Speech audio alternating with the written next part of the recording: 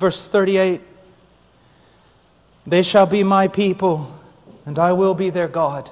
He doesn't say, I hope so, maybe, if I get lucky, if I can get enough evangelists to work with me, maybe this will all come out right. He says, I am going to pull a people for me. A people that I'm going to give to my Son. And He says, they shall be my people, and I will be their God. Look at this, and I will give them one heart and one way.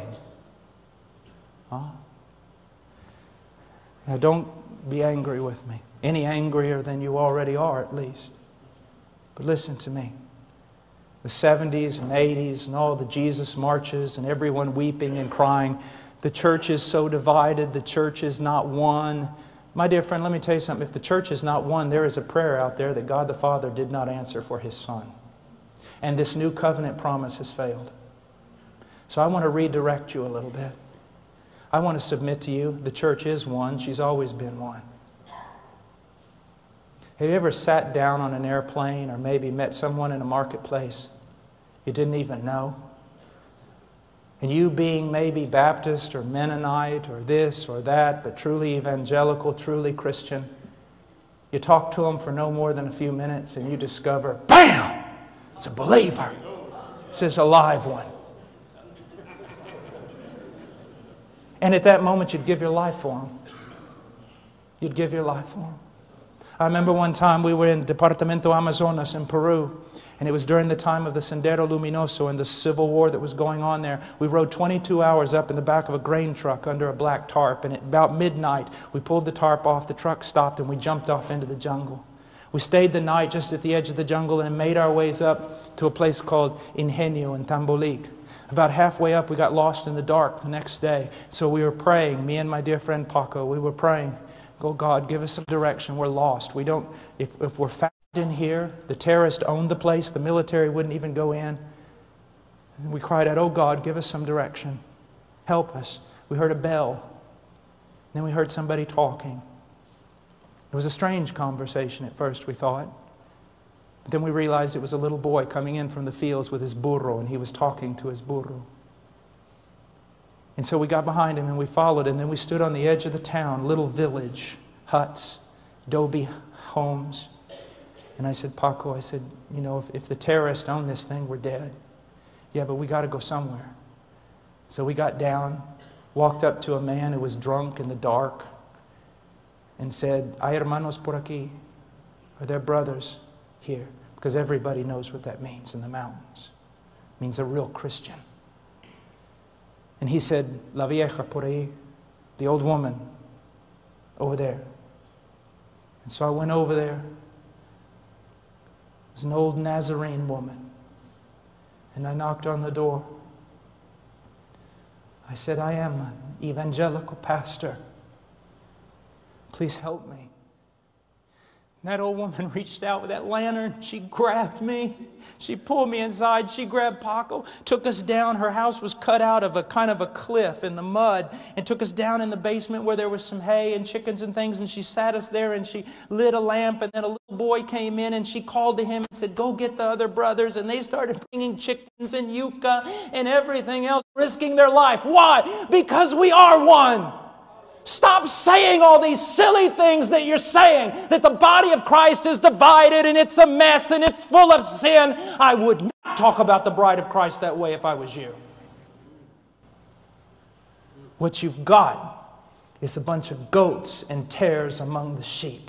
And because very little biblical, compassionate church discipline is practiced, they live among the sheep, they feed on the sheep, and they destroy the sheep. And those of you who are leaders in the church are going to pay a high penalty when you stand before the one who loves them, because you did not have enough courage to stand up and confront the wicked.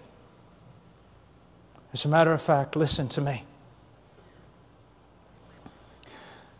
The average scenario in North America with regard to churches, by and large, the churches are democracies, and I don't want to get into the ifs or pros or cons of that. But here's what happens. Because the preaching of the gospel is so low, the church is basically, the majority of it are carnal, lost people. And because it is a democracy, they by and large govern the direction of the church. And because the pastor doesn't want to lose the great number of people, and because he has wrong ideas regarding evangelism and true conversion, he caters to the wicked in his church. And his little group of true sheep that belong to Jesus Christ are sitting there in the midst of all the theater, in the midst of all the worldliness, in the midst of all the multimedia going, we just want to worship Jesus and we just want someone to teach us the Bible. And pastors are going to pay for that.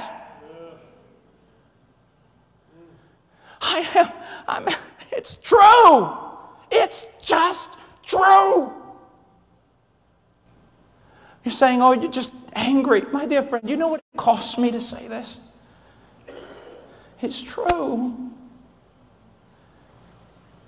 Trying to keep together a bunch of wicked people while a little flock in the midst of them are starving to death and are made to go in directions they don't want to go with the carnal majority. Listen to me. If my wife was at Walmart late one night and you walked by as a man and you saw that 2 men were abusing her, 3, 4, 5, 10 men were abusing her and hurting her, and you put your head down in the name of self-preservation and you walked by, I want to tell you something, my friend. I will not only look for those 10 men, I will look for you. It is the bride of Christ and she is precious to Him. It's going to cost you to serve Jesus. It could cost you your church, your reputation, and your denomination, absolutely everything. But the bride of Jesus Christ is worth it.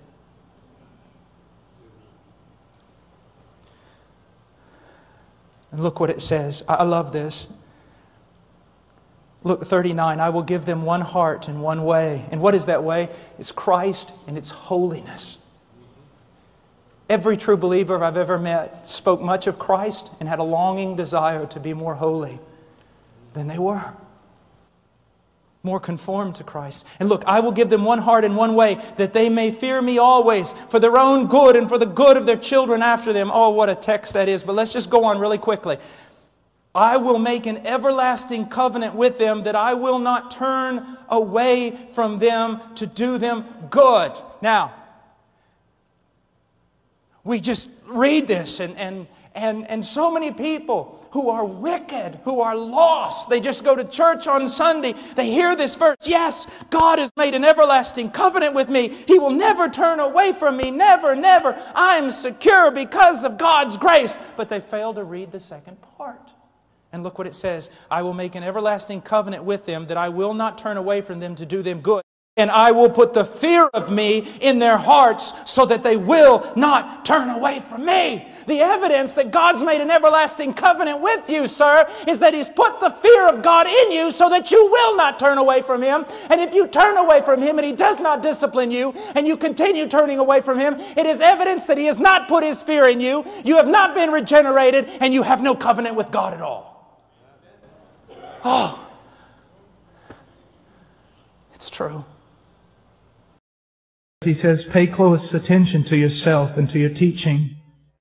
Preserve in these things, for as you do this, you will ensure salvation, both for yourself, for those who hear you. Let's just finish with this. This verse means almost nothing in the evangelical community today. How many pastors do you think and preachers take it seriously? I need to pay close attention to myself to ensure salvation for me and for those who hear me. I have a question, Pastor. When was the last time you examined your own life to see if you were in the faith? To see if you really know Him. You see, my dear friend, I have great assurance when I study my own conversion, when I discuss it with other men, when I look over the 25 years of my pilgrimage with Christ, I have great assurance of having come to know Him. But even now, if I were to depart from the faith and walk away and keep going in that direction into heresy, into worldliness, it could be the greatest of proofs that I never knew Him.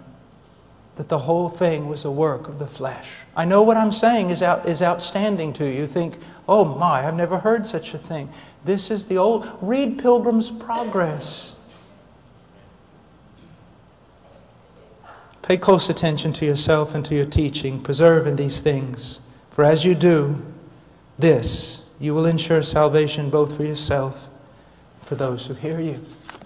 May God bless His church.